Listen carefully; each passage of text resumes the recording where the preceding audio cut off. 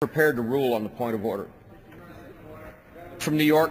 Sure. The intention of the rule that the chairman is referring to is to make sure we're not adding any additional spending. But in fact, by cutting the COPS program, you're actually adding an enormous amount of expenditure in the long run. And what the gentlelady is going to be doing by preserving cops on the street, you have less crime, lower insurance rates, less costs for prevention. You wind up, cops on the beat wind up saving money, and they save money in another way. They save money because localities don't need to raise taxes to keep these cops on the street. So I think the gentlelady's amendment is a net budget reducer, a net budget saver. Sometimes we invest in things here that save money, and the gentlelady's amendment does that, so it's in compliance with the rule. The chair is prepared to rule on the point of order. Does anybody else wish to be heard on it?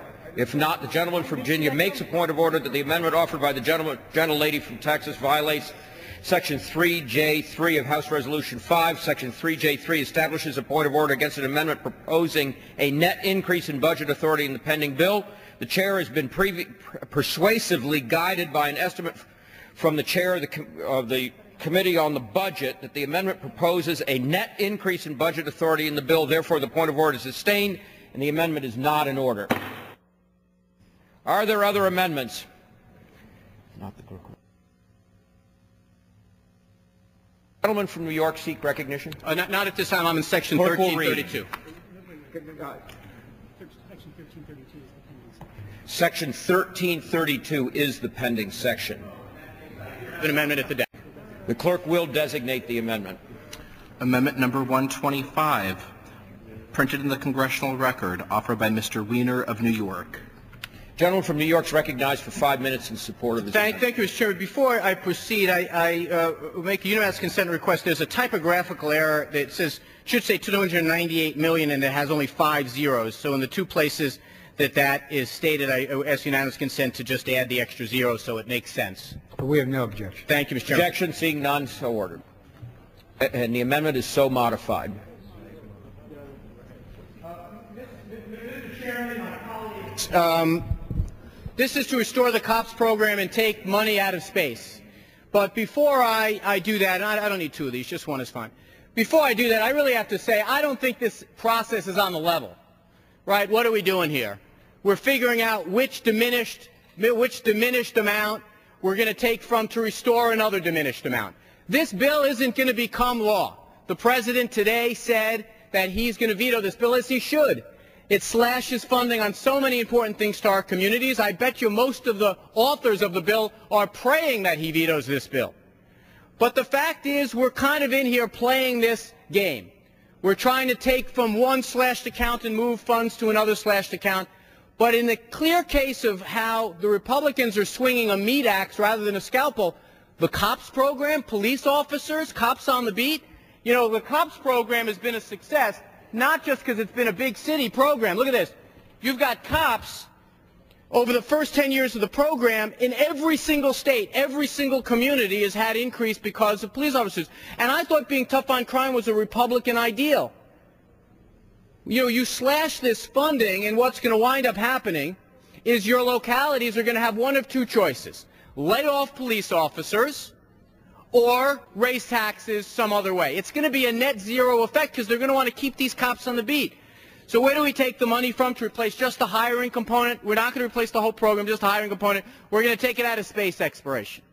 I want to go see the Mars too, but I'd much rather have cops on the streets of Brooklyn and Queens. I want it for all of your districts as well. But let's face a little something about this budget. This is an irresponsible budget you put on the floor. And I'm sure Mr. Dix would agree. It's irresponsible to slash air traffic controllers 20%. Who thinks that's a good idea? It's irresponsible to cut 1,500 cops on the street. Who thinks that's a great idea? It's irresponsible to say to middle-class parents who are getting Pell Grants, sorry, your kid can't go to college next year. Who thinks that's a good idea? The President has said that he's going to veto this bill. Why don't we stop right now, roll it up, fold it up, go back and try to get this right. Let's try to come up with a common sense budget. We know there are going to be cuts that are going to be necessary. But to the COPS program, I mean, we've got to understand here that these are going to require some tough choices. And I had a joking exchange with Mr. Dix earlier. I think we can get more from defense, we can get more from agriculture. I get it. But frankly speaking, I believe that there are some values that should transcend politics and transcend communities, and one of them is how many police officers. And not only are there a lot of cops going to these communities, let's look at what's happening. In Jackson, Mississippi, 347 cops, they had a 12% reduction in crime. Detroit, Michigan, 500 cops, a 7% reduction in crime. Boston, Massachusetts, almost a 29% reduction in crime. This is a good law enforcement program. And so I would say on behalf of all of my colleagues, and Congressman Grimm is supportive of this, Congressman DeFazio I think is here, Congressman Cohen is here, Congressman Pallone I know is interested in this, and we know Congresswoman Jackson Lee, Congressman Reichert on your side is interested. I can tell you this, if we asked every person to stand up who had cops hired in their districts, every one of you would have to stand up. It's going to all 435 districts. So let's keep that program going. Now, do I like the idea we have to take it from NASA space exploration? Look, I don't know any of the crime statistics on Mars, and I'm interested, but it's a bad choice. And if any of you like space exploration, so do I. And in a way, I'm playing the game too. I'm taking from one place to give to another. But I do believe that it's the interest of all of us to try to set these priorities straight. And one of the things we can do is vote yes on the Weiner Amendment and then do something else. It's late. We've gone through this exercise for a while. Since it's really a kabuki dance, and we know that this document isn't going to become law, the President has already said he's going to veto it. We already know the American people are not going to sit back for a 20% reduction in air traffic controllers. How is it a Republican ideal to make the air traffic less safe? How's that a value that somehow drove this Congress? That shouldn't be, nor should it be reducing the number of police officers on the street. That's not who we are as a country. It's not who we should be as a Congress.